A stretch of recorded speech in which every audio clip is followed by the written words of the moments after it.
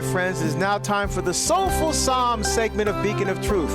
The Soulful Psalms, we take one of the Psalms from the book of sung praises, from the wisdom literature of the Old Testament, and we look at it within the context of the holy sacrifice of the Mass, and where those Psalms fall into the different readings that we see at Mass. And today, again, on this feast day of St. Blaise, we're taking a look at Psalm 86.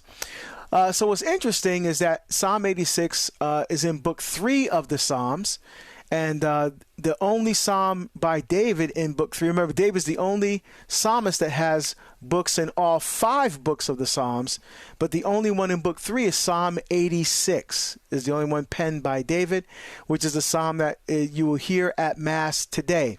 And it's sandwiched between 2 Samuel 18.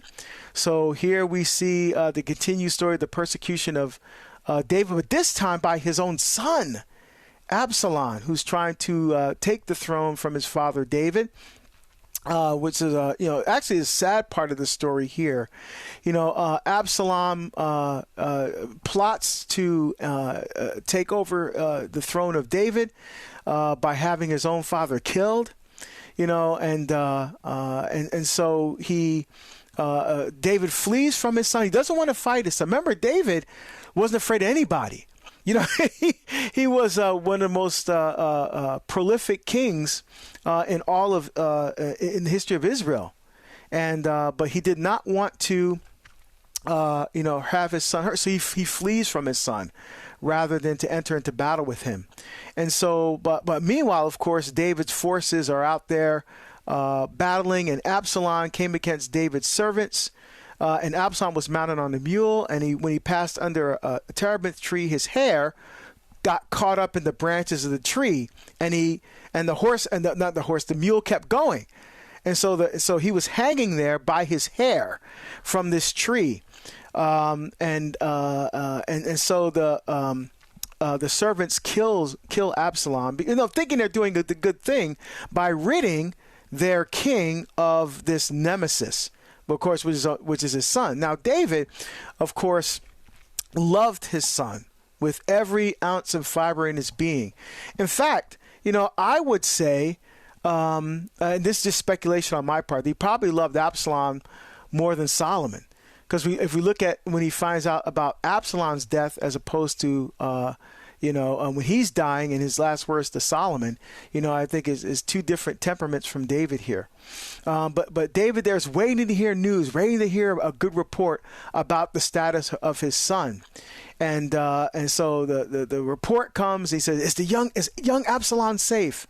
And the person that brought him the news, who was a Cushite, said, "May the enemies of my Lord and King and all who rebel against you with evil intent be as that young man."